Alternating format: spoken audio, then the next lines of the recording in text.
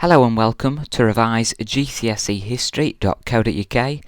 This is the first video in the topic medieval medicine, and in this video today we're going to be looking at medieval civilization and what life was like in the Middle Ages. So, what exactly do we mean by the medieval period? Well, this medieval period can be called the Middle Ages, or the Dark Ages, or the medieval period.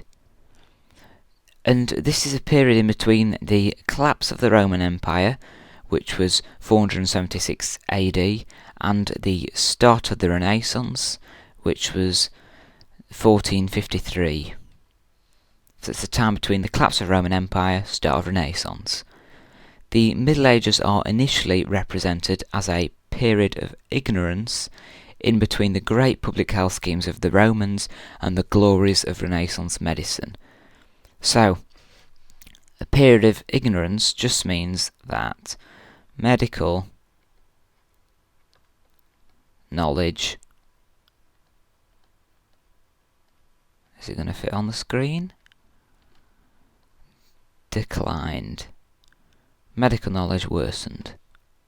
They knew less than they did in Rome and less in the Renaissance. And here's a graph here that sort of shows this. So here's, if you imagine this y-axis to be medical knowledge, this x-axis is time. You've got Roman Empire, the Roman Empires fell, and here we start with the medieval period. Knowledge is gained, but very slowly, and then here we get the Renaissance. Knowledge is regained. Okay, so in the early medieval period, what was it like? So, frequent wars, frequent wars destroyed the ancient Roman public health schemes and medical libraries. The rulers of small kingdoms built up armies rather than improving medical skills or public health. War disrupted trade, so countries became poorer. Travel became dangerous, reducing communication between doctors, and training of doctors was abandoned.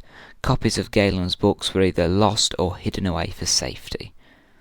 But it wasn't always as crazy as that. Later on, things improved. Here we can see a picture of a war during the medieval period, or the Middle Ages. So what happened later? Later on, by the 1300s, things started to improve.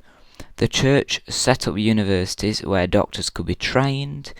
Armies took trained doctors to war with them.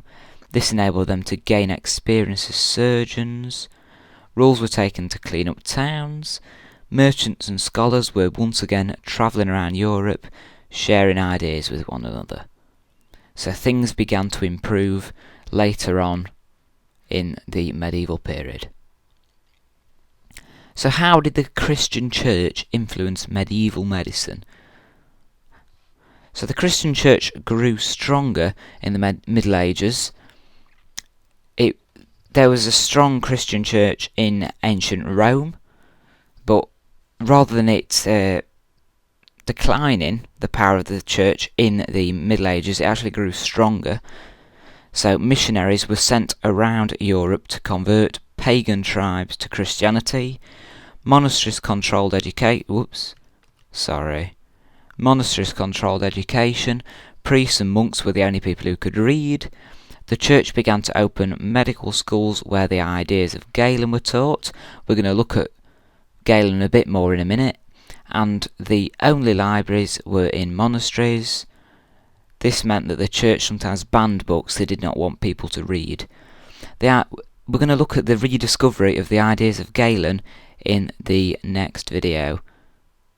But for now, you just need to know that medical schools were opened where the ideas of Galen were taught. Okay, Islamic medicine. When we're talking about Islamic medicine, what we mean is medicine in the East. When we are looking at medicine through time, we are usually talking about medicine in Western Europe or medicine in the Western world. Islamic medicine is medicine in the East. So, Arab medicine or Islamic medicine. A bit of background. So, after the fall of the Roman Empire, knowledge was worse in the West, but in the East, they maintained their knowledge after the fall of the Roman Empire. So, the Muslim scholars maintained the knowledge. So, Islam and medical ideas. Islam admired the ancient Greeks. Hippocrates and Galen were highly thought of. Islam insisted on cleanliness. They preached health and built hospitals. Islam prevented dissection because of religious beliefs. Islamic surgery, it was used only as a last resort. They said that surgeons should be highly skilled and well prepared. Abulcasis was a famous surgeon in the Eastern world. So what key individuals were there? There were two famous doctors that you need to be aware about. There was Rhazes and Ibn Sina, and these two individuals wrote lots of medical books and were very influential. The Crusades. The Crusades helped to show the Western world and Western Europe what they were missing out on, and the Crusades were important means by which these medical ideas got back to Europe. These were important means by which these medical ideas got back to Europe. Okay, so that's the end of the video today then.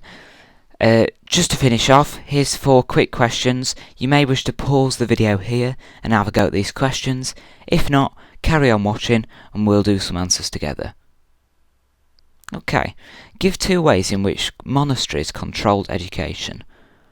Well, the libraries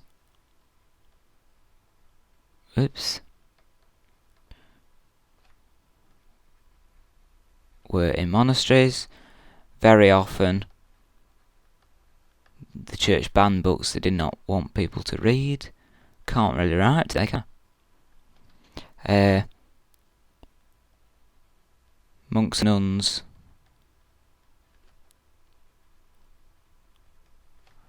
only ones who could read.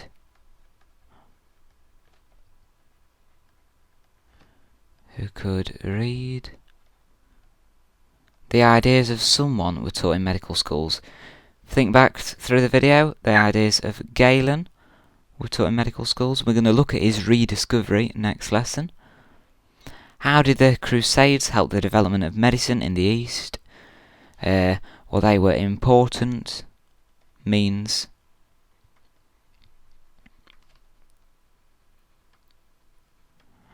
by which ideas. There we have just finished the answer off. Sorry, there was a mistake in the question there. It should be, how did the Crusades help the development of medicine in the West, not the East? Very sorry about that. How did frequent warfare help the development of medicine? Well, surgeons gained experience treating wounded soldiers. Surgeons gained experience. Okay, so that's the end of the video today. Thank you for watching this video on medieval civilization. Next up in the series is a video about the rediscovery of Hippocrates and Galen. Thanks for watching, and I hope to see you again very soon.